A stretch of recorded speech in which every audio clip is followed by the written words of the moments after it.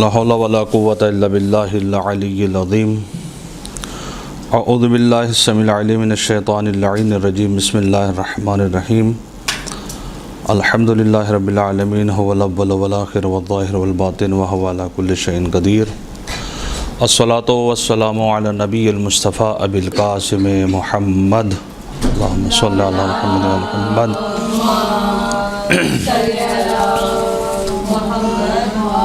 وعلى آل بیتہ الطیبین الطاہرین المعصومین المنتجبین المنتخبین لا سیما بقیۃ اللہ المنتظر الحجۃ الثانی عشر ولعنۃ اللہ علی اعدائہم اجمعین اما بعد فقد قال اللہ تبارک و تعالی فی القرآن الحکیم ومحکم کتابہ الحمید واصدق الصادقین وقولہ الحق بسم اللہ الرحمن الرحیم انا اعطیناک الکوثر فصل لربک وانحر ان شانئک هو الابتر صلوات پڑھیں مل کر محمد والا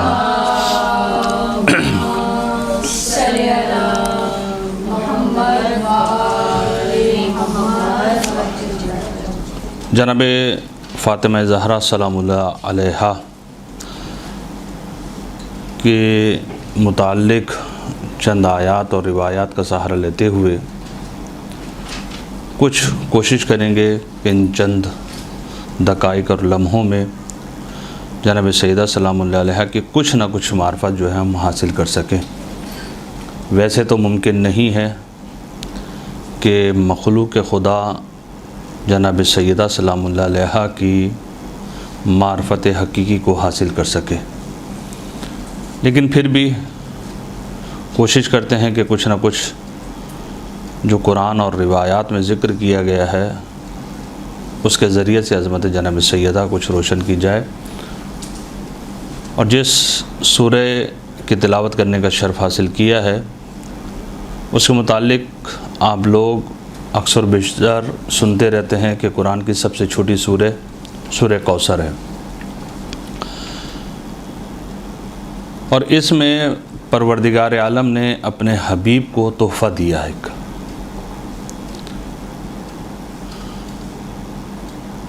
جب کوئی شخصیت کسی کو ہدیہ دیتی ہے تو وہ اپنے لحاظ سے دیتی ہے، اپنے یوں کہنا چاہیے اسٹیٹس کو جو ہے وہ دیکھ کر جو ہے وہ دیتی ہے کہ میں کیونکہ اتنا عالی ہوں تو اب جب میں کسی کو ہدیہ دوں تو یہ نہ ہو کہ وہ یہ کہے کہ بھائی دیکھو اتنی بڑی شخصیت تھی اور ہدیہ جو ہے بالکل کم دیا۔ اس کی مثال اگر ہم چھوٹی سی لینا چاہیں، بالفرض ایک مالدار ہے، کسی کے شادی میں جاتا ہے اور پتہ ہے کہ ٹھیک ٹھاک پیسے والا ہے، اور وہ جا کے لفافہ 1000 روپے کا دے، تو مجھے بتائیے لوگ باتیں بنائیں گے یا نہیں؟ حتماً کہ بھائی کنجوس آدمی ہے، اتنا پیسہ ہونے کے باوجود شادی میں فقط 1000۔ لیکن اگر وہ اپنی حیثیت کو مد نظر رکھتے ہوئے مثلاً 50,000 دے یا لاکھ دے تو کہا جائے کہ ہاں بھائی اس نے اپنی حیثیت کو جو ہے مد نظر رکھتے ہوئے جو ہے اتنا ہمیں تحفہ دیا ہے۔ تو اسی طریقے سے پروردگار عالم جو خالق کائنات ہے، مالک ارض و سما ہے، رازق ہے، اب جب وہ اپنے حبیب کو تحفہ دے گا تو وہ تحفہ کیسا ہونا چاہیے؟ یقیناً دینے والا اگر دیکھا جائے تو لیسا کا مثل ہی شے کا مصداق ہے کہ اس کی مثل کوئی نہیں ہے، اور لینے والے کو دیکھا جائے تو لینے والا جو ہے کوئی عام شخصیت نہیں ہے، سید الانبیاء ہیں، تمام انبیاء کے سردار ہیں، سید و سردار ہیں۔ یقیناً اب دینے والا اور لینے والا دونوں اپنے لحاظ سے بے مثال ہیں، تو جو ہدیہ اب اللہ کے حبیب کو ملے گا اور اللہ عطا کرے گا تو یقیناً وہ بھی بے مثل ہوگا، بے مثال ہوگا۔ اس لیے اب آپ دیکھیں جو پروردگار عالم نے اپنے حبیب کو تحفہ دیا ہے، تو اس سورہ کی اگر شان نزول ہم دیکھنا چاہیں تو ہمیں یہ پتہ چلتا ہے کہ شان نزول کا خلاصہ یہ آپ لوگوں نے سنا ہوا ہے، زیادہ اس میں طول میں جانا نہیں چاہتا، کہ جب پیغمبر اکرم صلی اللہ علیہ وآلہ وسلم اللہم صلی اللہ علیہ محمد کہ فرزند اس دنیا سے چلے گئے تو اب پیغمبر کی ظاہراً دیکھا جائے تو کوئی نسل نہیں ہے. تو عاص بن وائل نے طعنہ یہ دیا کہ یہ شخص جو ہے وہ ابتر ہے، مقتول نسل ہے، اب اس کی نسل جو ہے وہ آگے چلنے والی نہیں ہے. اب جب طعنہ یہ دیا جا رہا ہے کہ یہ مقتول نسل ہے، اس کی نسل آگے بڑھنے والی نہیں ہے، یہ ابتر ہے، دم بریدہ ہے، تو اب پروردگار عالم نے اس کے جواب میں اپنے حبیب کو سورہ کوثر عطا کی اور کہا انا اعطیناک الکوثر، اے حبیب ہم آپ کو کوثر عطا کر رہے ہیں. اب فصلی لربک وانحر، نماز پڑھیے اور قربانی کیجیے. ان شانیک هو الابتر، کہ بے شک آپ کا دشمن جو ہے وہ ابتر رہے گا. اب دیکھیے کہ عظمت جناب سیدہ سلام اللہ علیہا کو جو سمجھنا ہے قرآن کی روح سے، کوثر کس کو کہتے ہیں ہمیں دیکھنا یہ پڑے گا. کوثر یعنی کیا؟ اب جب آپ کوثر کا معنی کریں گی تو پہلے آپ کو شان نزول کو مد نظر رکھنا ہوگا. شان نزول کیا ہے؟ طعنہ ہے اللہ کے حبیب کو کہ یہ شخص ابتر ہے. اب جب طعنہ یہ دیا جا رہا ہے کہ یہ شخص جو ہے وہ ابتر ہے، تو اب جب ہم کوثر کا معنی کریں گے کہ کوثر کہتے کس کو ہیں، تو عظمت جناب سیدہ سلام اللہ علیہ یہاں سے جو واضح اور روشن ہو جائے گی. اب دیکھیں میں اس تفسیر میں جانا نہیں چاہتا کہ علماء مفسرین نے کیا کیا معانی جو ہے وہ ذکر کیے ہیں کہ کوثر کس کو کہتے ہیں، لیکن کوثر کا جو مادہ ہے وہ کثرہ سے ہے، کاف، فے اور رے، کثرت، یعنی ایسی چیز کہ جس میں کثرت پائی جاتی ہو، فراوانی جسے کہا جاتا ہے. اب ہم جب معنی کریں گے تو ہمیں یہ دیکھنا پڑے گا، جیسا کہ علامہ طباطبائی صاحب نے بھی فرمایا ہے کہ جب آپ کوثر کا معنی کریں گے تو آخری آیت کے ساتھ جو ہے ایسا معنی کریں کہ جو سازگار ہو. یعنی بالفرض ہم یہ کہیں کہ اے حبیب ہم نے آپ کو علم عطا کیا، بے شک آپ کا دشمن بے اولاد رہے گا. اے حبیب ہم نے آپ کو حکمت عطا کی، آپ کا دشمن بے اولاد رہے گا. اے حبیب ہم نے آپ کو نبوت عطا کی، بے شک آپ کا دشمن جو ہے بے اولاد رہے گا. تو یہ معنی سمجھ میں آ رہا ہے کہ کوثر کا معنی یہ کیا جائے. یقیناً اس سے جو ہے اگر آخری آیت کو ہم ملانا چاہیں تو بات جو وہ واضح نہیں ہو رہی کہ علم دے دیا تو آپ کا دشمن جو بے اولاد رہے گا، آپ کو حکمت دے دی، نبوت دے دی، آپ کو کوئی اور چیز عطا کر دی، آپ کا دشمن بے اولاد رہے گا. اب معنی کریں ایسا کہ جو آخری آیت کے ساتھ جو ہے وہ سازگار ہو، مناسبت رکھتا ہو. تو اس لیے بزرگان فرماتے ہیں کہ یہاں پر کوثر کا معنی یہ کیا جائے گا اے حبیب ہم نے آپ کو خیر کثیر عطا کی. اب وہ خیر کثیر کس شکل میں ہے؟ وہ شکل جو ہے اس کی صورت جو ہے وہ ہے جناب سیدہ سلام اللہ علیہا کی صورت میں ہے. ان شانیک هو الابتر، کہ بے شک آپ کا دشمن جو ہے وہ بے اولاد رہے گا. تو اب یہاں سے عظمت جناب سیدہ سلام اللہ علیہا بھی سمجھ میں آ جاتی ہے، اور جو بزرگان ہیں بعض جن کو امام المشککین کہا جاتا ہے، انہوں نے خود نقل کیا کہ جناب سیدہ سلام اللہ علیہا کتنی بابرکت خاتون ہیں کہ ان کی اولادوں کو قتل کیا گیا، دیواروں میں چنایا گیا، ان کے خون سے گارا بنایا گیا، لیکن اس کے باوجود دنیا کے ادھر ادھر کونوں میں اولاد زہرا سادات کی شکل میں آج بھی موجود ہیں. پس پتہ یہ چلتا ہے کہ ہم یہ کہیں گے کہ انا اعطیناک الکوثر، کہ ہم نے آپ کو خیر کثیر یعنی فاطمہ عطا کی ہے. اب ان شانیک هو الابتر، بے شک آپ کا دشمن جو ہے وہ بے اولاد رہے گا. تو بات جو ہے یہاں سے جو ہے واضح ہو جاتی ہے. اب یہ خیر کثیر ایک جملہ بس ذہن میں رکھیے گا، انشاءاللہ یہ آپ کے کام بھی آئے گا، اور جا کر جو ہے زیارت جامع کبیرہ بھی پڑھیے گا، اس میں بھی آپ کو جملہ ملے گا، ہر خیر کا چشمہ در فاطمہ ہے، یعنی خیر کی ابتدا جہاں سے ہوتی ہے اس در کا نام فاطمہ ہے۔ یہ ہے عظمت جناب سیدہ سلام اللہ علیہا۔ تو بس سورہ کوثر، اب یہ بہرحال اگر مجلس کا عنوان دیا جائے تو اس میں آپ جو ہے جا کر جو ہے دیکھ سکتی ہیں کوثر اور تکاثر، اور اگر آپ کے پاس آیت اللہ آغا کراتی کی تفسیر نور اگر ہو تو اس میں بھی جو ہے جا کر جو ہے وہ آپ لوگ جو ہے وہ دیکھ سکتی ہیں، اور شاید میرے جانتا خیال ہے کہ اردو میں ترجمہ ظاہراً جو ہے شاید ہو چکا ہے اس کا۔ تکاثر، کوثر، ان دونوں میں فرق کیا ہے؟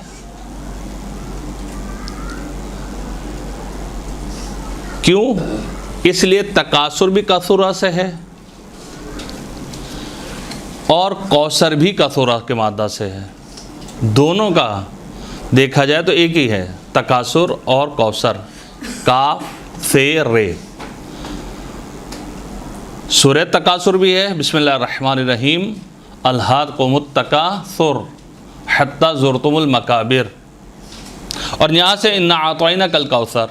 بس کوثر اور تکاثر میں فرق کیا ہے؟ کم از کم 10 فرق جو ہیں آگے کراتی نے جب وہ ذکر کیے ہیں، اور اگر آپ اس کو لے لیں گے تو جو ہے بہت فائدہ مند جو ہے وہ رہے گی۔ فقط ایک فرق بتا دوں کہ تکاثر انسان کو، کثرت مال اور کثرت اولاد انسان کو غافل بنا دیتا ہے، لیکن جس کے پاس کوثر آتی ہے وہ اپنے رب کی جانب جو ہے وہ متوجہ ہو جاتا ہے۔ تکاثر، کثرت مال اور کثرت اولاد، یہ انسان کو جو ہے غافل بنا دیتے ہیں، لیکن جس کے پاس کوثر آتی ہے وہ متوجہ ہو جاتا ہے اپنے رب کی جانب۔ تکاثر انسان کو قبرستان کی طرف لے جاتا ہے، کثرت، زیادہ ہونا کسی چیز کا، جو معنی کہے گا تکاثر یعنی کثرت مال اور کثرت اولاد۔ یہ تکاثر جو ہے، یہ کثرت مال اور کثرت اولاد جو ہے، یہ انسان کو کہاں پہنچا دیتی ہے؟ حتی زرتم المقابر، یہاں تک کہ وہ قبروں تک پہنچ جاتے ہیں۔ لیکن کوثر کیا ہے؟ انا اعطیناک الکوثر فصلی لربک، یعنی یہ کوثر جو ہے انسان کو رب کی طرف لے جاتی ہے۔ تو گویا کہ کوثر خیر ہے، اس کے اندر کثرت تو پائی جاتی ہے اس کے اندر، لیکن یہ خیر کثیر ہے کہ جو انسان کو پروردگار عالم کی جانب لے جاتی ہے۔ تکاثر میں بھی کثرت پائی جاتی ہے، لیکن وہ مال اور اولاد کے لحاظ سے ہے، لیکن وہ کثرت انسان کو یہاں تک کہ انسان قبرستان جو جا کر جو ہے وہ پہنچ جاتا ہے۔ بہرحال اب آپ جو ہے اس کا معنی جو ہے وہ کریں کہ کوثر جو ہے کسے کہا جاتا ہے، اور یہاں سے جو عظمت جناب سیدہ سلام اللہ علیہ جو ہے وہ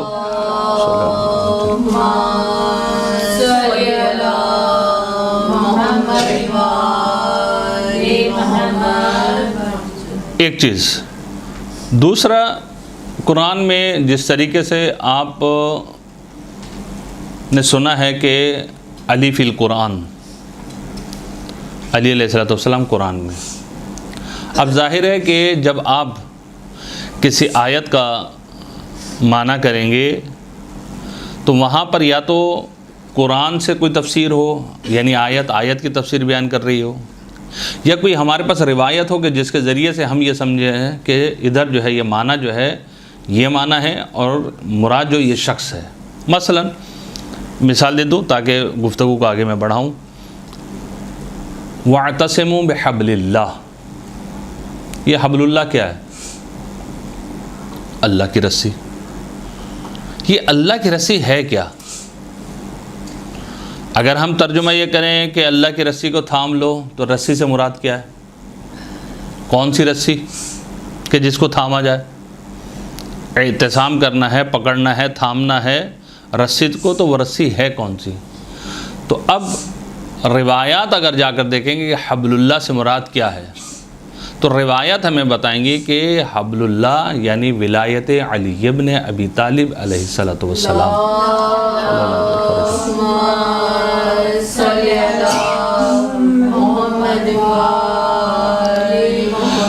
اب روایت جو ہمیں یہ بتائیں گی کہ جی حبل اللہ کا معنی جو وہ یہ ہے، تو ہمیں بات جو وہ سمجھ میں آئے گی کہ جی اس حبل اللہ سے مراد جو ہے وہ یہ عام رسیاں نہیں ہیں جو ہمارے ذہنوں میں آ رہی ہیں، اس سے مراد جو ہے ولایت اہل بیت، ولایت مولا کائنات علیہ السلام جو ہے وہ مراد ہے۔ اسی طریقے بہت ساری آیات۔ اب آئیے جناب سیدہ سلام اللہ علیہا کے لیے بھی کہ آپ انشاءاللہ قرآن میں جا کر پڑھیں وَآتِ ذَا الْقُرْبَى حَقَّهُ، کیا قربا کو جو ہے آپ جو ان کا حق جو ہے وہ دے دیجئے۔ خود اہل سنت کی تفسیر در المنثور میں اس آیت کے ذیل میں ہے کہ جب یہ آیت جو ہے وہ نازل ہوئی وَآتِ ذَا الْقُرْبَى حَقَّهُ، تو اللہ کے حبیب نے جناب سیدہ کو بلایا، اور بلانے کے بعد اللہ کے حبیب نے فدق کو جناب سیدہ کے حوالے کر دیا۔ بات واضح ہے؟ جب یہ آیت نازل ہوئی وَآتِ ذَا الْقُرْبَى حَقَّهُ، تو اللہ کے حبیب نے کیا کیا؟ جناب سیدہ کو بلایا، اور بلانے کے بعد جو ہے فدق جو ہے وہ ان کے حوالے کر دیا۔ اب یہاں پہ کوشچن مارک، سوال، رسول کی رحلت کے بعد جناب سیدہ جب دربار میں جاتی ہیں تو کیا لینے کے لیے گئی ہیں؟ اپنا حق لینے کے لیے گئی ہیں یا وراثت میراث لینے کے لیے گئی ہیں؟ حق لینے کے لیے گئی ہیں۔ توجہ کیجئے گا اس بات کی طرف۔ جناب سیدہ سلام اللہ علیہا میراث لینے کے لیے نہیں گئی۔ دیکھیے، اور اس چیز کو شرعی مسئلہ بھی ہے، فقہی مسئلہ بھی ہے، اس کو اپنے اذہان عالیہ میں بٹھائیے۔ مرنے سے پہلے عام زندگی میں والد اپنی بیٹی کو اگر کچھ دیتا ہے یا اپنی اولادوں کو کچھ دیتا ہے تو میراث نہیں ہے، وہ ہدیہ ہے، وہ گفٹ ہے۔ لیکن مرنے کے بعد اب مرنے والے کے اختیارات نہیں چلیں گے، اب جو پروردگار عالم نے کہا ہے وہ چلے گا نظام، یعنی جس کا جو حق ہے وہ ملے گا۔ اس کو اور تھوڑا سا میں واضح کروں، مثلا میرا گھر ہے، میرے مثلاً جو ہیں بالفرض فرض کر رہے ہیں 3 بیٹے ہیں 2 بیٹیاں ہیں۔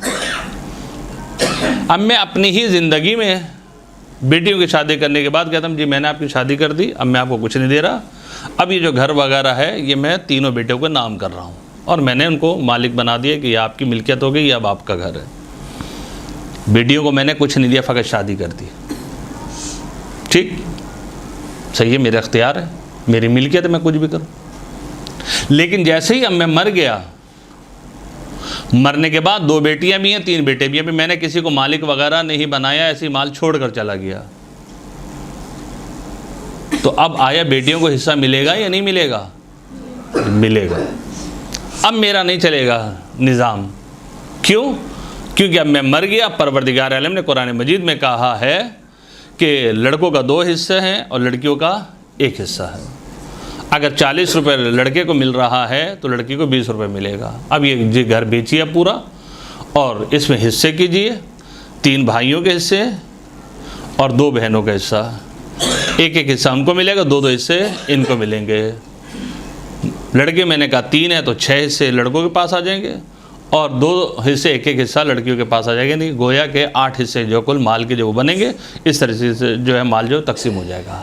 لیکن یہاں پر جب فدق کا مسئلہ آتا ہے، فدق کا مسئلہ آتا ہے، یہاں پر کیونکہ آیت یہ کہہ رہی ہے اور اہل سنت کی تفسیر یہ بیان کر رہی ہے کہ جب یہ آیت نازل ہوئی تو اللہ کے حبیب نے جناب سیدہ کو بلایا اور فدق دے دیا۔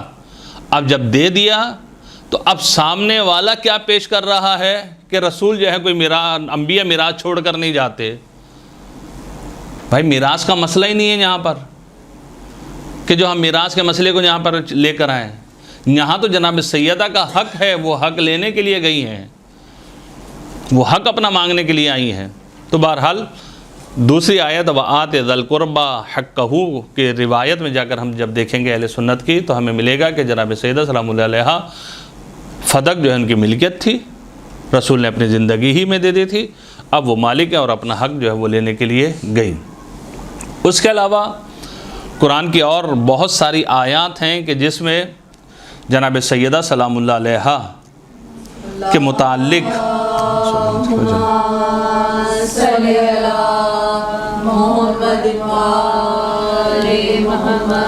مشہور و معروف آیت کریمہ جس کو آیت تطہیر کے نام سے یاد کیا جاتا ہے،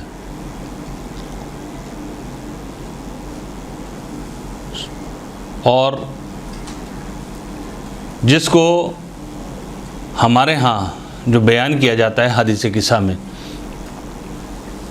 کہ انما یرید اللہ لیذھب عنکم الرجس اہل البیت ویطہرکم تطہیرا، یہ آیت تطہیر۔ اب اس کا شان نزول، اس کا جو شان نزول ہے اہل سنت کے ہاں بھی پایا جاتا ہے اور ہمارے ہاں بھی پایا جاتا ہے۔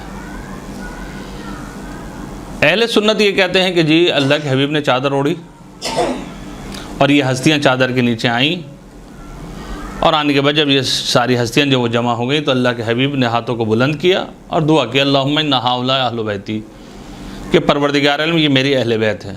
تو اس کے بعد جو ہے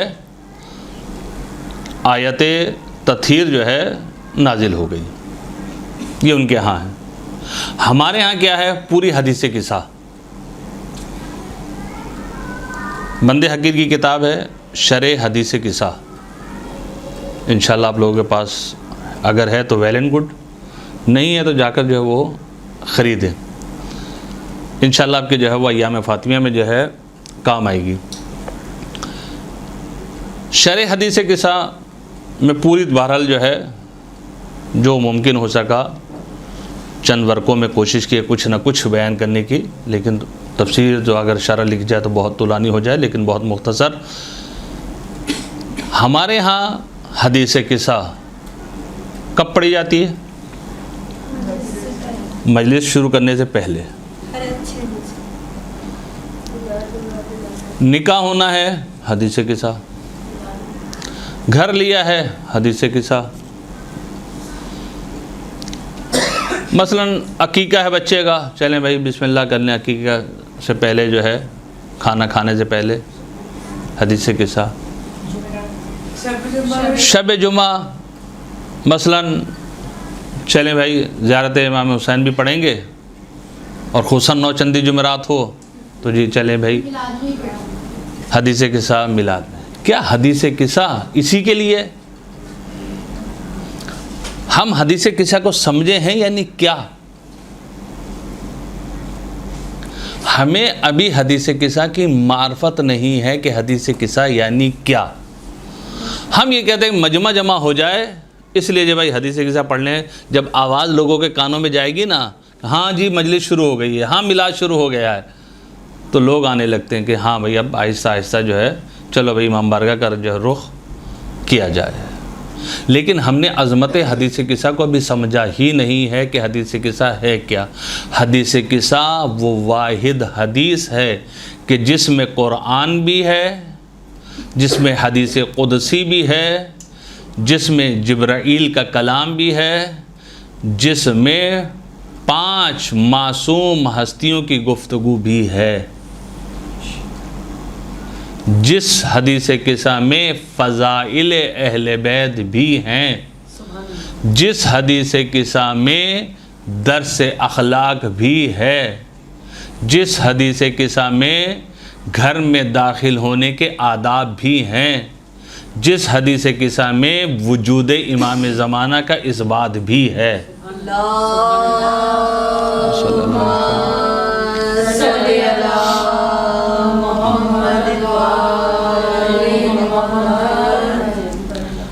خود پھر حدیث قصہ کی برکت دیکھیے کہ جب آپ دعائے کمیل پڑھتی ہیں، دعائے عدیلہ پڑھتی ہیں، دعائے مجیر پڑھتی ہیں، دعائے مناجات امیر المومنین پڑھتی ہیں، دعائے توبہ پڑھتی ہیں، الا ماشاءاللہ دعائیں جو ہیں، اب اس کی فضیلت کیا ہے؟ آپ پھر دعائے جوشن کبیر ماہ رمضان میں خصوصاً پڑھی جاتی ہے، اس کی فضیلت کیا ہے؟ پھر علماء بتاتے ہیں جی یہ روایت ہے، یہ روایت یہ بیان کر رہی ہے کہ اس دعا کی یہ فضیلت ہے، یعنی کوئی روایت آ کر بتاتی ہے کہ اس دعا کی فضیلت یہ ہے، لیکن حدیث قصہ وہ واحد حدیث ہے کہ جس میں اس کی خود فضیلتوں کو ذکر کیا گیا ہے۔ یا علی والذی بعثنی بالحق نبیہ واصطفانی بالرسالۃ نجیہ مذکر خبرنا ھذا فی محفل اہل الارض وفیہ جمع من شیعتنا ومحبینا الا ونزلت علیہم الرحمہ، یعنی کیا کہ جہاں پر بھی جس محفل میں بھی ہمارے شیعہ اور ہمارے محب جمع ہوں گے اور وہاں پر اس حدیث کا تذکرہ کیا جائے گا، پڑھی جائے گی، الا ونزلت علیہم الرحمہ، وہاں پر کیا ہوگا؟ رحمت ہی رحمت نازل ہوں گی۔ یہ باہر سے نہیں ہے کوئی روایت ہمارے پاس، خود مولا کائنات نے پوچھا، پیغمبر بتا رہے ہیں کہ یہ فضیلت ہے۔ وحفت بہ الملائکہ، دوسری فضیلت یہ ہے کہ آسمان سے ملائکہ آئیں گے اور چاروں طرف سے اس امام بارگاہ کہیے کہ جس محفل میں یہ ہوئی ہے ان لوگوں کو چاروں طرف سے گھیر لیں گے، احاطہ کر لیں گے، پھر کیا کریں گے؟ وَاسْتَغْفَرَتْ لَهُمْ إِلَّا أَن يَتَفَرَّقُوا، جب تک وہ جدا جدا نہیں ہو جائیں گے اس وقت تک معصوم مخلوق ان لوگوں کے لیے استغفار کرے گی۔ سبحان اللہ، سبحان اللہ، کتنی فضیلت ہے؟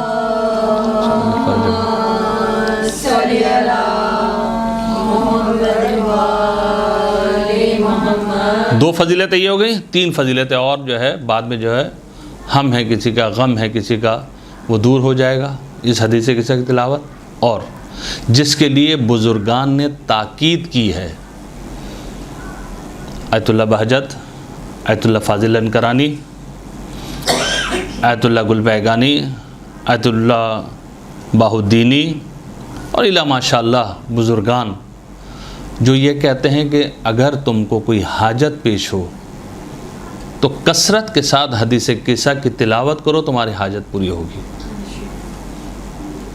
کیوں؟ کیونکہ حدیث قصہ میں جملہ موجود ہے، وَلَا طَالِبُ حَاجَةٍ إِلَّا وَقَضَى اللَّهُ حَاجَتَهُ، وَلَا طَالِبُ حَاجَةٍ، کہ کوئی حاجت کو طلب کرنے والا نہیں ہے، الا مگر یہ کہ اس کی حاجت جو ہے وہ کیا ہوگی؟ پوری ہوگی۔ شاید اس جملے سے وہ جو ہے استشہاد کرتے ہوئے کہ کثرت کے ساتھ اس لیے ملتا ہے آگے فاضل کے لیے بھی، آگے گل پیگانی کے لیے بھی حسن، کہ انہوں نے اپنے پاس حدیث قصہ رکھی ہوئی تھی، جب کوئی حاجت لے کر آتا کہ ہماری یہ حاجت ہے، ہماری یہ مشکل ہے، یہ حدیث قصہ پکڑا دیتے، جاؤ اس کو پڑھو جا کر، اپنی حاجت کی برابری کے لیے جو ہے حدیث قصہ کے جو انسان جو وہ تلاوت کرے۔ تو حدیث قصہ جو ہے بہرحال یہ نہیں ہے کہ فقط مجلس اور میلاد کی ابتدا کرنے کے لیے جو ہے حدیث قصہ کی تلاوت کی جائے، پڑھی جائے، بلکہ حدیث قصہ کے معارف سمجھیں کہ اس میں اس حدیث قصہ میں کیا کیا چیزیں پوشیدہ ہیں۔ بہت سارے، اگر میں چاہوں تو فقط اسی کے اوپر جو ہے گفتگو کروں اور پورا ہمارا جو ہے درج جو ہے وہ اس حدیث قصہ پہ جو ہے ختم ہو جائے۔ بہت سارے میں نے بتایا کہ آپ کو کہ اس میں اخلاق بھی ہے، اخلاق بھی اس میں پوشیدہ ہے، بچوں کی تربیت کیسے کرنی اس میں پوشیدہ ہے، امام زمانہ علیہ السلام کے وجود کو ثابت کرنا ہے اس حدیث قصہ میں موجود ہے۔ فقط میں اشارہ کر دوں، اب جا کر پھر آپ پڑھیے گا، ہم فاطمہ و ابوہا و بعلہا و بنوہا، کلمہ بنو. چادر میں جناب سیدہ کے کتنے بیٹے ہیں؟ 2. اب جب 2 بیٹے ہیں تو عربی لحاظ سے ابن 1 کے لیے آئے گا، ابنان 2 کے لیے آئے گا، اور بنو جمع کے لیے آئے گا. 3 سے زیادہ ہوں تو بنو، 3 یا 3 سے زیادہ ہوں. تو پروردگار عالم نے کیا کہا؟ ہم فاطمہ و ابوہا و بالوہا، ابناہا کہہ دیتا پروردگار عالم کہ فاطمہ کے 2 بیٹے ہیں. لیکن پروردگار عالم نے ابناہا نہیں کہا، کب وبنوہا، سبحان اللہ سبحان اللہ. کہ فاطمہ کے بیٹے. کیوں؟ اگر ابناہا کہہ دیتا تو اس کے بعد آیت تطہیر کو نازل کرنا ہے، اور جب آیت تطہیر کو نازل کرنا ہے تو پھر اعتراض کرنے والے اعتراض کرتے بھائی 14 پاک نہیں ہے تمہارے، 5 پاک ہیں. آیت تطہیر یہ کہہ رہی ہے، تم لوگوں نے ہی بیان کیا کہ بھئی یہ حدیث قصہ یہ ہے، اس میں 2 کا تذکرہ ہے، سیدہ کے اور بیٹوں کا تذکرہ نہیں ہے. لیکن پروردگار عالم نے گویا کے اعتراض کرنے والوں کے منہ پر مہر لگا دی وَبَنُوهَا کہہ کر کہ فاطمہ کے بیٹے، یعنی حسن حسین سے لے کر امام زمانہ علیہ السلام تک.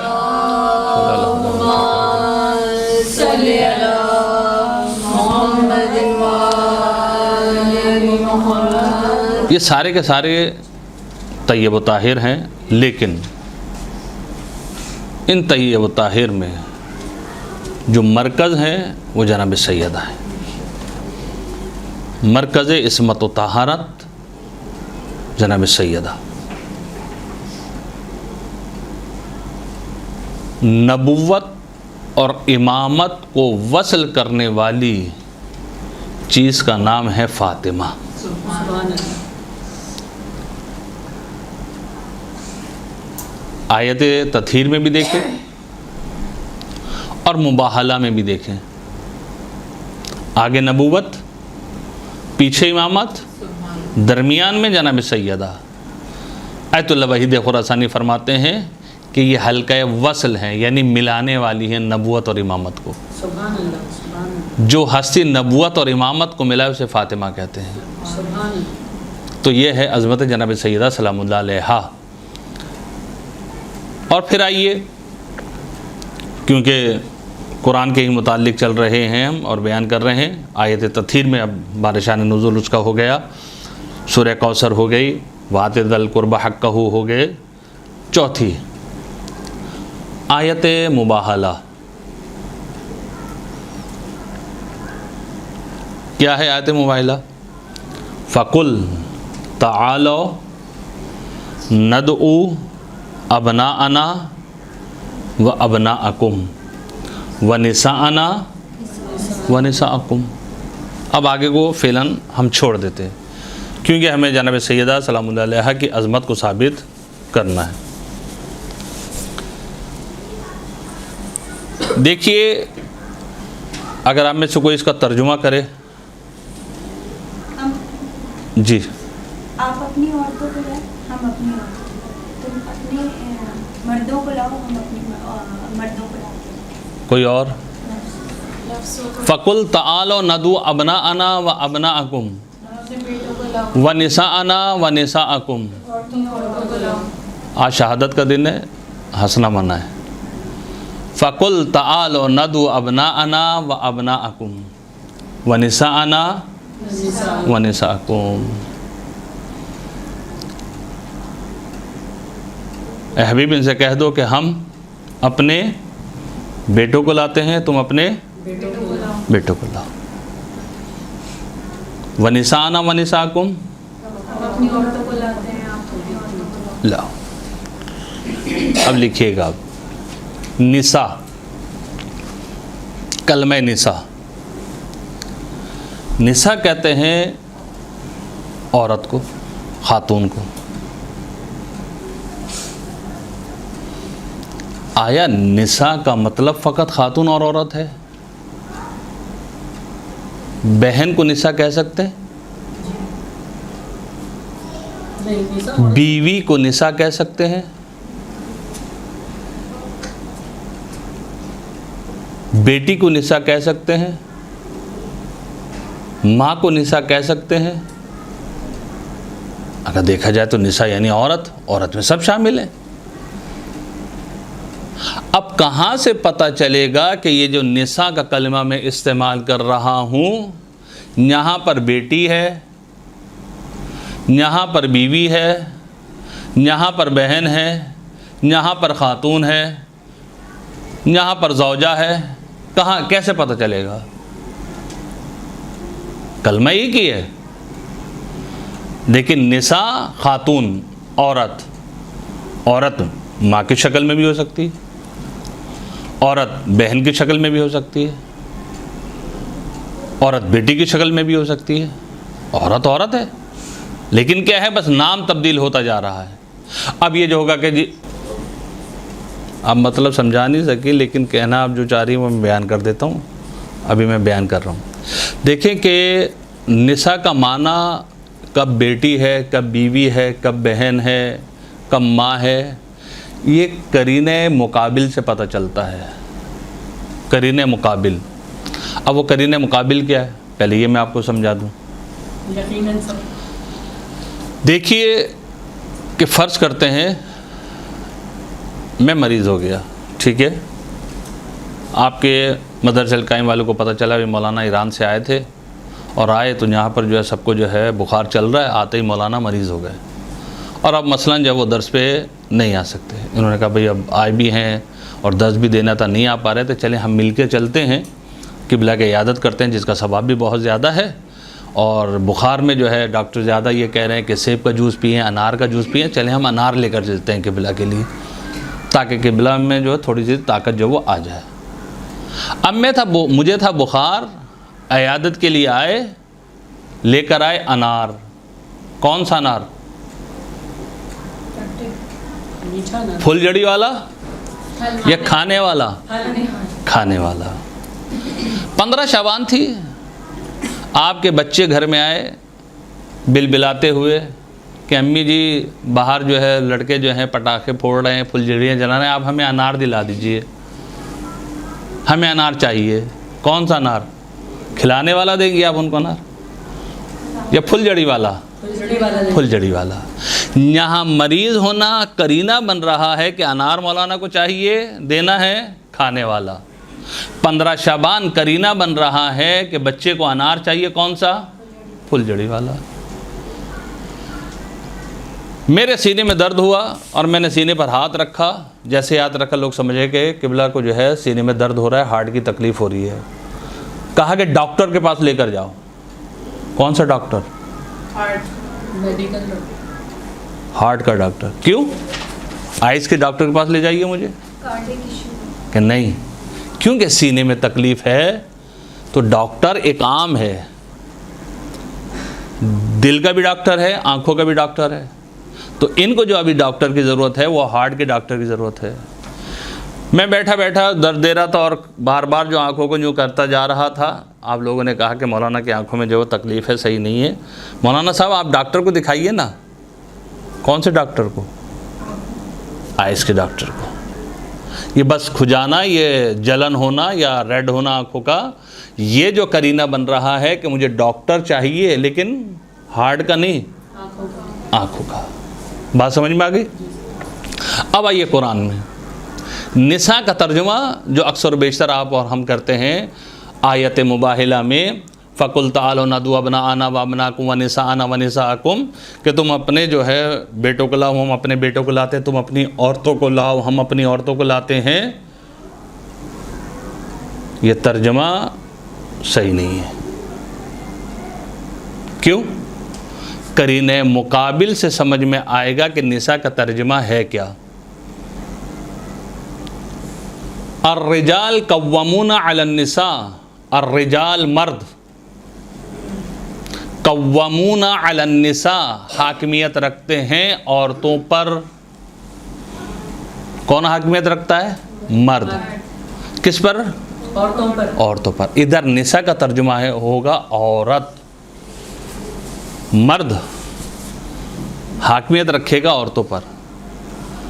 अब ये औरत बीवी की शक्ल में भी हो सकती, یہ عورت جو ہے بیٹی کی شکل میں بھی ہو سکتی ہے، یعنی حاکمیت مرد کے پاس ہے، جو آج کے دور میں نہیں ہے، بالکل بھی نہیں. بالکل نہیں ہے. تو سر اس میں قصور تو مرد کا ہے نا، ہمارا دونوں کا قصور ہے. بہرحال اس بحث میں نہیں جانا چاہتا کہ بہرحال حاکمیت جو ہے وہ مرد. اب رجال کیونکہ آیا ہے، نساء کا ترجمہ یہاں پر یہ نہیں ہوگا کہ مرد حاکمیت رکھتا ہے بہن پر، نہیں، عورت پر.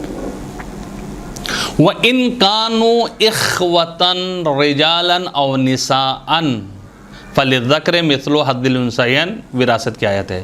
وَإِن كَانُوا إِخْوَةً، اگر جو ہے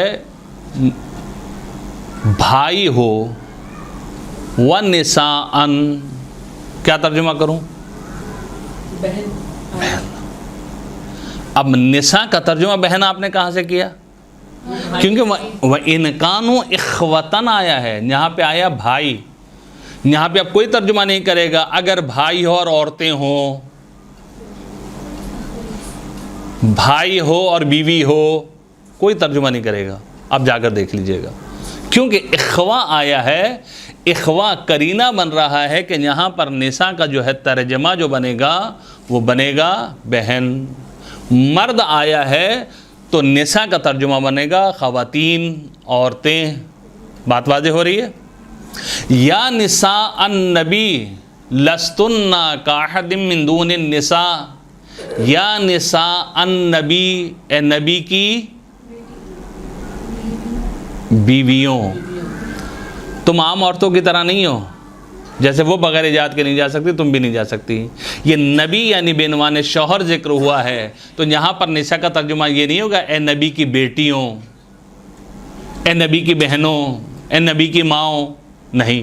یا نساء النبی لستن کاحد من دون النساء، کیونکہ آگے بھی قرینہ ہے اور حکم دیا جا رہا ہے کہ تم گھروں میں رہو، یہ کرو وہ کرو، تو آگے بھی قرینہ بن رہا ہے. اور خود یہاں پر جو ہے نبی بعنوان شوہر، اس لیے ترجمہ ہوگا یا نساء النبی، اے نبی کی ازواج، اے نبی کی بیویوں. بات واضح ہو رہی ہے کہ نساء کا ترجمہ ہم جو کر رہے ہیں قرینہ مقابل سے کر رہے ہیں. پھر آئیے فرعون کیا کرتا تھا؟ یذبحون ابناءکم ویستحیون نساءکم. فرعون کیا کرتا تھا؟ تمہارے بیٹوں کو قتل کر دیتا تھا. وَيَسْتَحْيُونَ نِسَاءَكُمْ، اور تمہاری بیٹیوں کو زندہ چھوڑ دیتا تھا. سنا ہوا ہے نا واقعہ کہ جو بھی لڑکا ہوتا تھا فرعون جو ہے ان کو مار دیتا تھا. کیوں؟ کہ کہیں ایسا نہ ہو کہ جناب موسیٰ جو وہ آ جائے. اس لیے جو ہے وہ لڑکوں کو قتل کر دیتا تھا، عورتوں کو، لڑکیوں کو جو وہ چھوڑ دیتا تھا. تو اب یہاں پر جو ترجمہ ہو رہا ہے یا دوسری جگہ وَيُقَتِّلُونَ أَبْنَاءَكُمْ وَيَسْتَحْيُونَ نِسَاءَكُمْ. ابنا اور نساء کیا ترجمہ ہے؟ کہ وہ تمہارے بیٹوں کو قتل کر دیتا ہے یا ذبح کر دیتا ہے، اور وہ تمہاری بیٹیوں کو زندہ چھوڑ دیتا ہے. یہ بیٹی کا ترجمہ کہاں سے کیا آپ نے؟ ابنا کیونکہ آیا ہے، اس کے مقابلے میں جب نساء آئے گا تو ترجمہ کیا ہوگا؟ بیٹیاں. اب آئیے آیت مباہلہ. فَقُلْ تَعَالُوا نَدْعُوا أَبْنَاءَنَا وَأَبْنَاءَكُمْ وَنِسَاءَنَا وَنِسَاءَكُمْ. اے حبیب ان سے کہو کہ ہم اپنے بیٹے لاتے ہیں، تم اپنے بیٹے لاؤ، اور ہم اپنی بیٹیاں لاتے ہیں، تم اپنی بیٹیاں لاؤ. ابن آیا یہاں پر. فَقُلْ تَعَالُوا نَدْعُوا أَبْنَاءَنَا وَأَبْنَاءَكُمْ. نساء تو اب نہ یہاں بہن ہوگا، نہ بیویاں ہوگا، نہ مائیں ہوگا، کیونکہ اب ابن آیا ہے تو ابن کے ساتھ جو ہے آئے گا جب نساء تو ترجمہ ہوگا بیٹی. ترجمہ اٹھا کر جا کے دیکھیے گا شیخ محسن خدا انہیں غری کے رحمت کرے، ان کا ترجمہ ہے قرآن کا. انہوں نے بہت اچھا یہ ادھر ترجمہ کیا، انہوں نے یہی بیٹی ترجمہ کیا ہے. آیت مباہلہ میں کہ ہم اپنے بیٹے لاتے ہیں تم اپنے بیٹے لاؤ، ہم اپنی بیٹیاں لاتے ہیں تم اپنی بیٹیاں لاؤ۔ اب کوئی اگر یہ کہے کہ جی مولانا یہ تو آپ نے جو دائرہ تنگ کر دیا، چلیں مان لیتے ہیں کہ ہم ترجمہ وہی جو آپ لوگوں نے پہلے کیا تھا ہم تسلیم کرتے ہیں کہ جی یہاں پر ترجمہ ہم یہی کرتے ہیں کہ تم اپنے بیٹے لاؤ، ہم اپنے بیٹے تم اپنی عورتیں لاؤ۔ اگر ہم اس کو مانتے ہیں تو جب ہم دیکھتے ہیں مقام عمل میں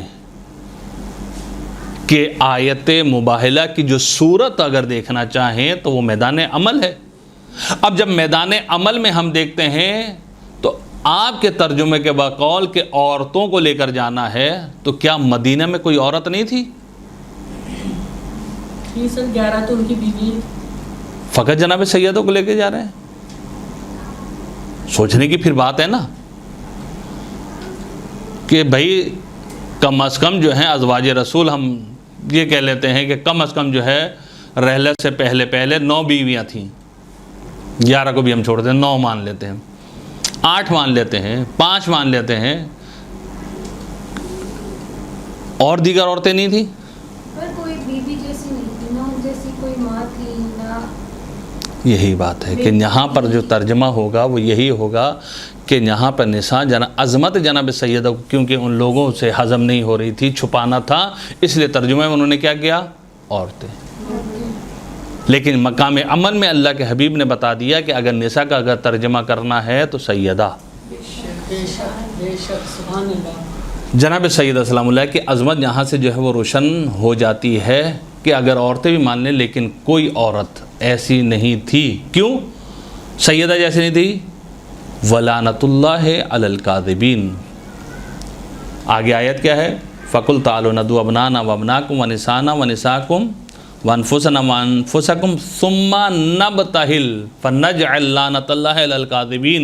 جھوٹوں پر لعنت کرنی ہے، جب جھوٹوں پر لعنت کرنی ہے تو کوئی اور جھوٹوں پر لعنت خاتون نہیں کر سکتی، اگر کر سکتی ہیں تو جناب سیدہ۔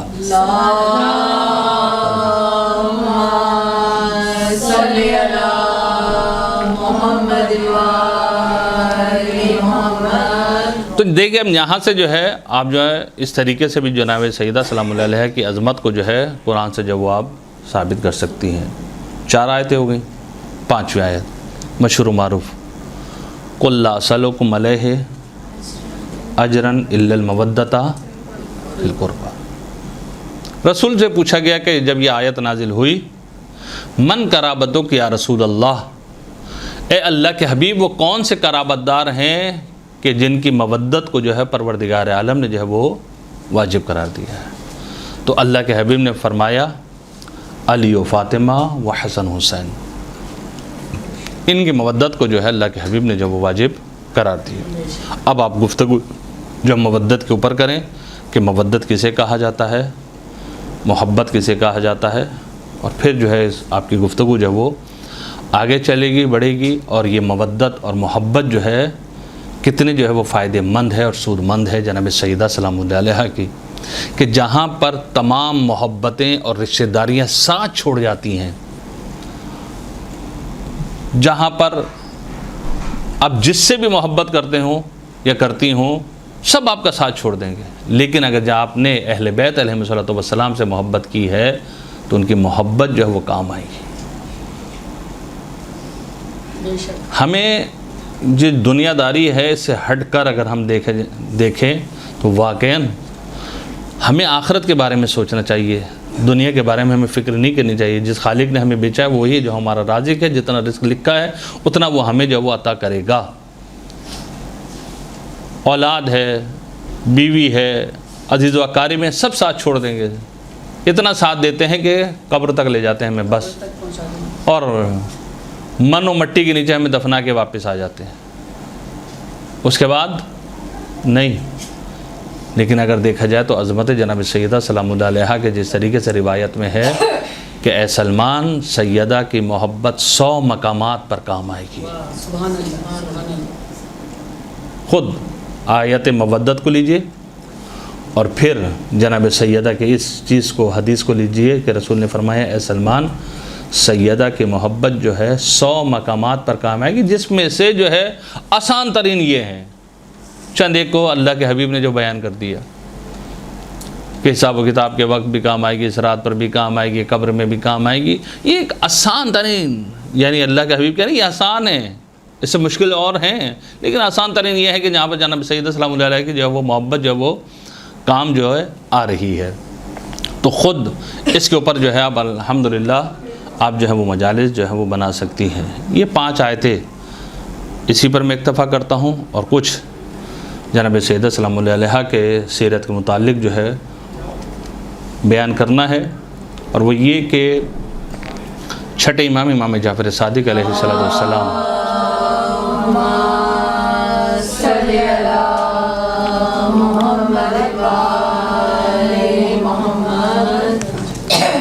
چھٹے امام فرماتے ہیں وَلِفَاطِمَةَ تِسْعَةُ أَسْمَاءٍ عِنْدَ اللَّهِ، کہ فاطمہ کے لیے اللہ کے نزدیک 9 نام ہیں.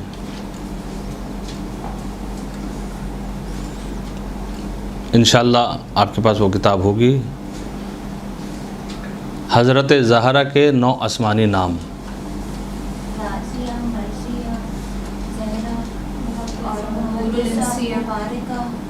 جی جی حور انسیہ اس میں نہیں ہے 9 نام ہوئے، میں بیان کرتا ہوں. چھٹے امام فرماتے ہیں وَلِفَاطِمَةَ تِسْعَةُ أَسْمَاءٍ عِنْدَ اللَّهِ، کتاب کا نام ہے حضرت زہرا کے 9 آسمانی نام، بند حقیر کی کتاب ہے. وَلِفَاطِمَةَ تِسْعَةُ أَسْمَاءٍ عِنْدَ اللَّهِ، 9 نام. اب جناب سیدہ کے جو 9 نام ہیں، علماء کہتے ہیں ایک قاعدہ کلیہ دیتے ہیں کہ کثرت الاسامی تدل علی کثرت الفضائل، کہ جس کے جتنے نام زیادہ ہوں گے اس کی پھر فضیلتیں بھی کیا ہیں اتنی زیادہ ہوں گی. اور دیکھیے کہ جب ہم بچے کا نام رکھتے ہیں نا تو یہ گارنٹی نہیں دیتے کہ یہ بچہ آگے چل کر ایسے ہی ہوگا. مثلا میں نے اپنے بچے کا نام رکھا عالم، لیکن بڑے ہو کے وہ جاہل ہے بیچارہ. میں نے بچے کا نام رکھا عابد، وہ عبادت سے کوسوں دور ہے. میں نے بچے کا رکھا عاقل، وہ ہے دیوانہ. میں نے بچے کا نام جو ہے بچی کا نام رکھا حوریہ، ہے وہ کالی.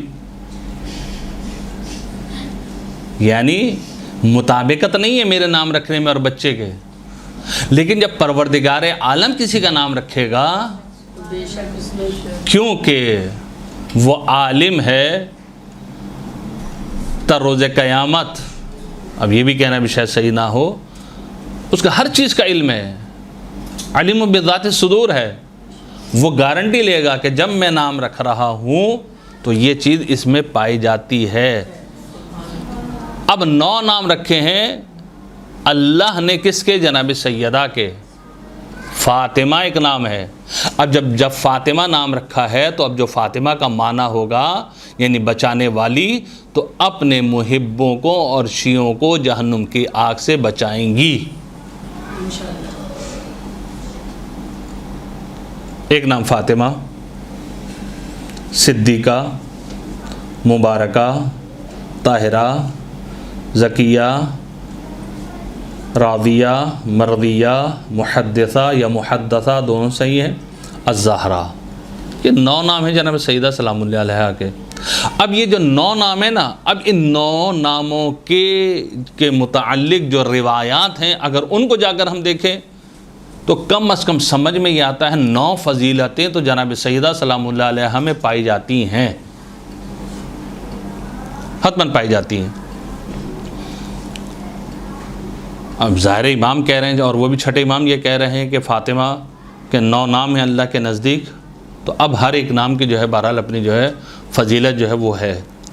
اور خود صدیقہ اگر دیکھا جائے کہ ایک نام ہے جناب سیدہ کا، یعنی سچ بولنے والی خاتون، یعنی جہاں پر امکان شائبہ کذب نہ ہو، یعنی کوئی شبہ بھی نہیں دے سکتا، کوئی یہ سوچ بھی نہیں سکتا کہ سیدہ جو ہے وہ جھوٹ بولیں گی، کیونکہ صدیقہ ہیں.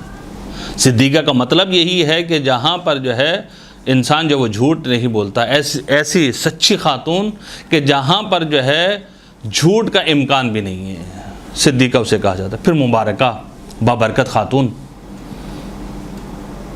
خود بہرحال ہر ایک کلمے میں بہرحال جو بحث جو ہے وہ بہت زیادہ ہے۔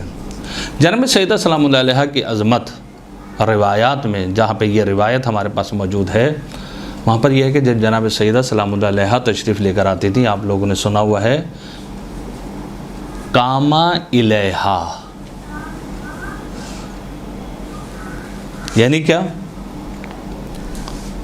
رسول کھڑے ہو جاتے تھے اور جناب سید جب آتے تھے ان کی طرف بڑھتے تھے، بڑھنے کے بعد کیا کرتے تھے؟ جناب سیدہ سلام اللہ علیہ کا ہاتھوں کا بوسہ لیتے تھے، اور پھر کیا کرتے تھے؟ جہاں پر خود بیٹھے ہوا کرتے تھے وہاں پر جناب سیدہ سلام اللہ علیہ کو بٹھاتے تھے۔ اس لیے جناب رسول اکرم صلی اللہ علیہ وآلہ وسلم نے ارشاد فرمایا، فاطمۃ بضعۃ منی،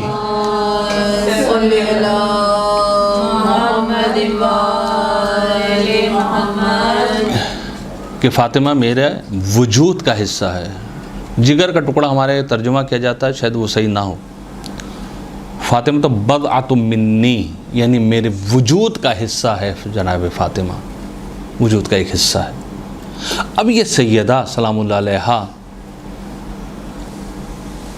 اتنی عظمت ہونے کے باوجود کہ اللہ کے حبیب یہ کہہ رہے ہیں کہ یہ میرے وجود کا حصہ ہے، 9 آسمانی نام ہیں، اور جناب سیدہ سلام اللہ علیہ کے راضی ہونے سے اللہ راضی ہوتا ہے، ان کے ناراض ہونے سے اللہ ناراض ہوتا ہے۔ اس سیدہ کو توجہ کیجیے گا، آپ کا نظام فاطمہ زہرا سلام اللہ علیہ ہیں، اس بی بی کو ہماری دنیا میں سے کیا پسند ہے؟ مبارک رسول اللہ، قرآن مجید۔ جناب سیدہ فرماتے ہیں، حبب الی من دنیاکم ثلاث، مجھے تمہاری دنیا سے فقط 3 چیزیں پسند ہیں، 3 چیزیں۔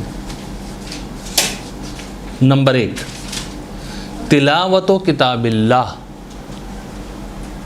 قرآن مجید کی تلاوت۔ یقیناً میری مائیں بہنیں بیٹھی ہیں، خاتون، ماں باپ، والدین جب بچی کا جہیز خریدنا شروع کرتے ہیں تو سب میں پہلے کیا چیز لیتے ہیں؟ قرآن۔ اور الحمدللہ رب العالمین بچی کی شادی ہو گئی، خدا تمام بچوں کے نصیب اچھے کرے انشاءاللہ، بہترین رشتہ مہیا کرے۔ کبھی کسی ماں نے یا کسی باپ نے پوچھا ہے بچی سے قرآن پڑھا؟ کیا پوچھتے ہیں؟ وہ فلاں ڈنر سیٹ جو دیا تھا یوز کر لیا، وہ بیڈ شیٹ جو دی تھی وہ استعمال کی، وہ پتیلیوں کو جو سیٹ دیا تھا وہ استعمال کیا، وہ جو کپڑے دیے تھے وہ استعمال کر لیے۔ کبھی کوئی والدین نہیں پوچھتا کہ جو سب میں پہلے ہم چیز لے کر آئے تھے جہیز کی، اور جس کے نیچے سے تمہیں ہم نے گزارا تھا، وہ پڑھتی بھی ہو یا نہیں پڑھتی؟ شاد و نادر کوئی ماں یا باپ ہو، میں وہ نہیں کہہ سکتا۔ جی میں اپنی بہن سے روز پوچھتی ہوں۔ ماشاءاللہ، خدا سلامت رکھے، کہ بہت کم ہے، کوئی نہیں پوچھتا کہ کوئی والدین اپنی بیٹی سے کہ بھئی قرآن تو کھولا کرو، برکت ہے قرآن۔ قرآن فقط گھر میں رکھنے کا نام برکت نہیں ہے، قرآن کو کھولا جائے، قرآن کو پڑھا جائے۔ اور جناب سیدہ کو کیا پسند ہے؟ قرآن کی تلاوت، ایک چیز۔ دوسری، وَالنَّظَرُ وَجْهِ رسول اللہ، رسول خدا کے چہرے کی زیارت۔ 3، وَالْإِنفَاقُ فِي سَبِيلِ اللَّهِ، اللہ کے راہ میں انفاق کرنا، یہ سیدہ کو بہت پسند ہے۔ اب میرے ذہن میں نہیں کہ میں نے یہاں پہ بیان کیا ہے یا نہیں، اگر بیان کیا تو شاید تکرار ہو جائے۔ شادی کا پہلا جوڑا کتنا مہنگا ہوتا ہے. کم از کم اگر میں گرے سے گرا آج کے دور میں لگا لوں 50,000 کا تو حتماً ہوگا, گرے سے گرا, ورنہ سے تو مجھے پتہ ہے, وہ میں قیمت آپ کو نہیں بتا رہا. میں بہت لیول نیچے لے کر آ رہا ہوں. 50,000 چلیں, 30,000, 25,000 میرا 10,000 ماشاء اللہ, چلیں 10,000. کتنا پہنا ہے؟ ایک دفعہ میں بہت سارا پہنا. بہت سارا پہن لیا. بہت خوش نصیب خاتون ہے پھر آپ. ورنہ کیا ہوتا ہے شادی کا جوڑا, شادی کی رات یا کوئی دیور جیٹ وغیرہ یا کسی کی شادی ہوئی, کوئی خاص و خاص اس میں, ورنہ ایسے ہی رکھا رہتا ہے. پھر دے دیں کسی غریب کو, کسی سید بچی کی شادی ہو رہی ہے, کوئی غریب کی شادی ہو رہی ہے, پڑا رہے گا. یا جب مثلا مردوں کو جو سوٹ ملتا ہے پینٹ کوٹ, وہ بھی پڑا رہتا ہے. اور پھر ظاہر ہے کہ ہیلدی بھی ہو جاتے ہیں تو وہ چھوٹا بھی ہو جاتا ہے. بھائی بہتر ہے کہ کسی کو دے دیا جائے, لیکن دیں گے نہیں, رکھے رہیں گے. لیکن عظمت جناب سیدہ سلام اللہ علیہا, جب رسول خدا آتے ہیں گھر میں دوسرے دن, کیا دیکھتے ہیں کہ جناب سیدہ نے پرانا لباس پہنا ہوا ہے. اور ایک مرتبہ جناب رسول خدا کہتے ہیں, بیٹی وہ نیا لباس کہاں ہے جو ہم نے دیا تھا؟ کہ بابا فقیر آیا تھا وہ ہم نے دے دیا. تو ایک مرتبہ اللہ کے حبیب نے کہا, اے فاطمہ نیا جوڑا خود پہن لیتی, پرانا لباس جو ہے وہ غریب کو دے دیتی. کہ بابا آپ نے ہی تو آیت پڑھ کے سنائی تھی اور کہا تھا, لن تنالوا البر حتی تنفقوا مما تحبون, کہ جو تم کو پسند ہو وہ اللہ کے راہ میں دے دو. مجھے نیا جوڑا جو وہ پسند تھا وہ میں نے اللہ کے راہ میں دے دیا. یہ ہے جناب سیدہ سلام اللہ علیہ کی سیرت. ہے ہمارے ہاں ایسا؟ شاد و نادر. دیکھیں اب آپ کہیں کہ مولانا نہیں ہے, بہت کم ہے. جیسے بہن نے کہا, اب مسئلہ خواتین کو انٹی کہتے ہیں تو وہ ناراض ہو جاتی ہیں, باجی گئے تو وہ بھی بعض اوقات ناراض ہو جاتی ہیں. تو اس لیے بہن میں کہہ رہا ہوں, انشاءاللہ ناراض نہیں ہوں گی آپ. بس اس بہن نے مثلا کم قیمت کا لیا اور کئی مرتبہ پہن لیا, بہت اچھی چیز ہے. ایسے کم ہے, بہت کم ہے. شاد و نادر, یعنی جیسے کہ 100 میں سے 1-2 آپ کو مل جائے, ورنہ ہوتا نہیں ہے. اکثر جو جوڑا جو وہ پڑا رہتا ہے, اور رکھے ہی رکھے جو ہے وہ ختم ہو جاتا ہے, چھٹ جاتا ہے, لیکن دیں گے کسی کو نہیں. کیوں؟ گھر والوں نے دیا ہے. بہرحال جناب سیدہ سلام اللہ علیہ کی اگر سیرت کو ہم دیکھیں تو جناب سیدہ کی سیرت میں ہمیں کچھ اور ملتا ہے کہ جو پسندیدہ چیز ہے وہ جو ہے وہ اللہ کی راہ میں جو ہے وہ دے دیتی ہیں. اور پھر شادی کی رات اگر دیکھا جائے ہمارے ہاں کیا کچھ نہیں ہوتا, لیکن سیرت جناب سیدہ سلام اللہ علیہ کو آپ اٹھا کر دیکھیے کہ جب مولا کائنات نے جناب سیدہ کے گھر میں بھی ملتا ہے, رسول خدا نے بھی, اور یہاں پر بھی ملتا ہے. جب مولا کائنات کے گھر آئے تو جناب مولا کائنات نے بھی ایک مرتبہ جناب سیدہ کے چہرے کی طرف دیکھا, سیدہ خیر ہے, کیا پریشانی ہے؟ کہ کوئی پریشانی نہیں ہے, بس میں یہ فکر کر رہی ہوں کہ میں ابھی اس گھر سے یہاں پہ آئی ہوں, اور اس گھر سے مجھے جانا ہے کہاں؟ اپنے گھر, آخری گھر. یا علی, آج کی رات ایسا کرتے ہیں کہ اللہ کی عبادت کرتے ہیں. سبحان اللہ, سبحان اللہ. کہتے ہیں مصلی بچھایا اور ساری رات جو ہے عبادت کی, اور پھر جب دوسرے دن کائنات کے حبیب آئے, کوئی سسر اپنے داماد سے سوال نہیں کرتا کہ میری بیٹی کو کیسا پایا. کائنات کے رسول نے سوال کیا, علی بتاؤ میری بیٹی کو کیسا پایا؟ کہ عبادت میں بہترین مددگار پایا. سبحان اللہ, سبحان اللہ.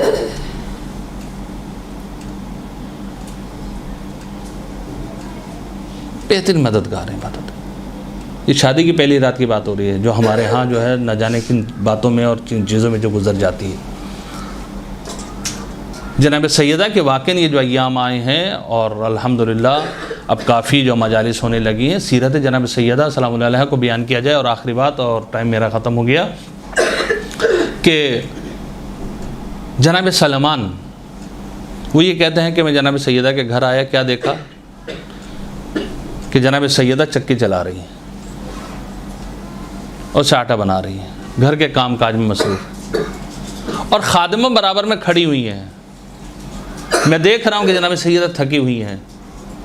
ایک مرتبہ جناب سلمان کہتا ہے میں نے کہا کہ بنت رسول، آپ کی کنیز آپ کے پاس موجود ہے، اس سے کام کروائیے اور آپ آرام کیجئے. کہ نہیں، ایک دن کنیز کام کرے گی، ایک دن میں کام کروں گی. آج میری باری ہے اور کنیز کے آرام کی باری ہے. اب مجھے بتائیے ایمانداری کے ساتھ کہ ہمارے ہاں جو جھاڑو پوچھا لگانے والی آتی ہیں، ان کے ساتھ کبھی ہم نے ایسا اخلاق پیش کیا؟ ایک پتیلی اگر وہ میلی چھوڑ کر چلی جائے، نہ دھوئے، جو طوفان بدتمیزی ہم کرتے ہیں اس کے ساتھ ماشاءاللہ. یا کوئی کوڑا رہ جائے، جھاڑو صحیح سے نہ دلی ہوئی ہو، کتنا ہم کرتے ہیں. کبھی کہا کہ چلو آج تم آرام کر لو، بیٹھو، اور میں جو ہوں جھاڑو دے رہی ہوں، میں برتن دھوتی ہوں. میں کرتی ہوں اور اس کو کھانا بھی کھلاتی ہوں، بین پہ بٹھا کے خود گرم کر کے. بہت اچھی بات ہے. خدا آپ کو سلامت رکھے انشاءاللہ.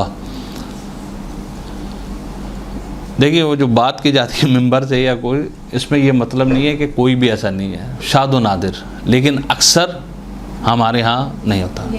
اب ایک میں مثال دے دوں. ماسی جو برتن دھونے کے لیے آتی ہے، کب سے کب تک؟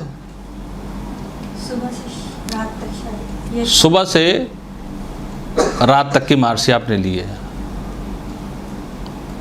اس سے بات کیا ہوئی ہے؟ صبح کے برتن دھونے، دوپہر کے برتن دھونے، اور شام کے برتن دھو کے تم چلے جانا. ایسے ہی ہوتا ہے.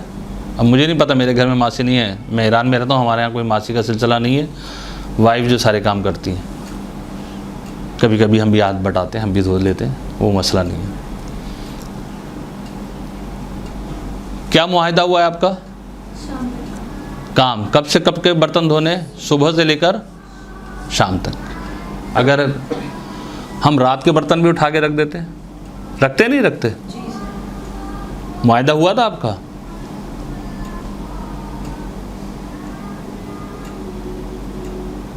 پھنس گئے ہم یہاں پر. اب وہ اعتراض کر سکتی ہے ہم سے ماسی کہ بی بی جی میرا اور آپ کا جو معاہدہ ہوا تھا، تنخواہ جو آپ مجھے دے رہے صبح کے برتن سے ہے، نہ رات کے برتن کے، اور ہم رات کے برتن بھی چھوڑ دیتے ہیں. اگر وہ راضی ہے تو اور بات ہے، اگر راضی نہیں ہے تو آپ کو پیمنٹ کرنی پڑے گی.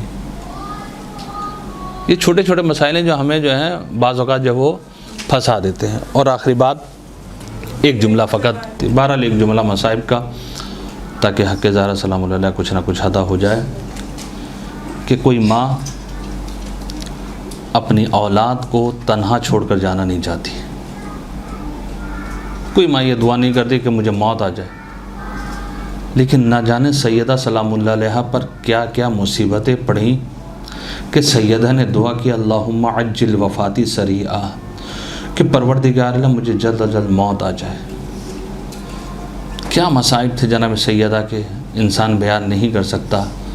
فقط اتنا ہی رونے کے لیے کافی ہے کہ کئی گھنٹے سیدہ دربار میں کھڑی رہیں، اور پھر جب دربار سے واپس آ رہی تھی نا، تو ایک ظالم نے جو رکہ جناب سیدہ کو دیا تھا، تحریر دی تھی لینا چاہی، سیدہ مانے ہوئی، تو کہتے ہیں کہ اس ظالم نے ایسا تماچا سیدہ کے مارا کہ سیدہ زمین پر گر گئی.